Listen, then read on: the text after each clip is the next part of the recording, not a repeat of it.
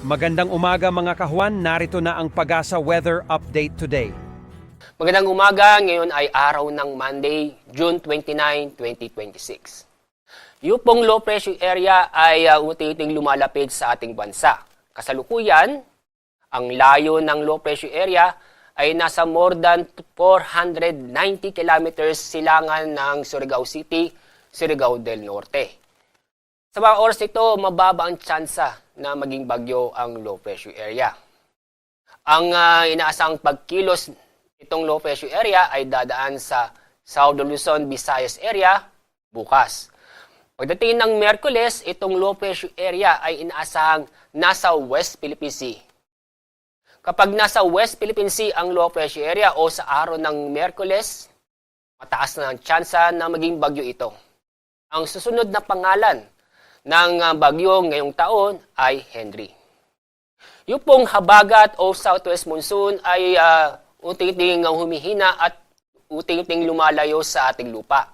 At sa kasalukuyan, itong habagat ay naapektuhan na lamang ang western section ng Southern Luzon.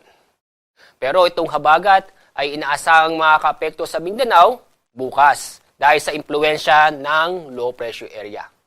Ngayong araw, dahil sa low pressure area, magiging maulap ang kalangitan na may mga kalat-kalat na pag-ulan at thunderstorm sa Quezon, Bicol Region at kasama na rin ang Mimaropa.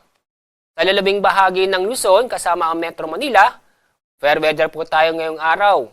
Bahagyang maulap hanggang sa maulap ang papawirin maliban sa localized thunderstorm.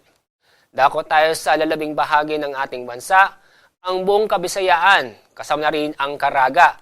Maulap ang kalangitan na may mga kalat-kalat na pag-ulan at thunderstorm dahil sa low pressure area. Sa lalabing bahagi ng Mindanao, ngayong araw, fair weather po tayo, maliban sa localized thunderstorm. At dahil sa low pressure area, ngayong araw, may inaasahan po tayo na malalakas na pag-ulan sa Eastern Visayas, Sorsogon, Masbate, at kasama na rin ang Dinagat Island at Surigao del Norte.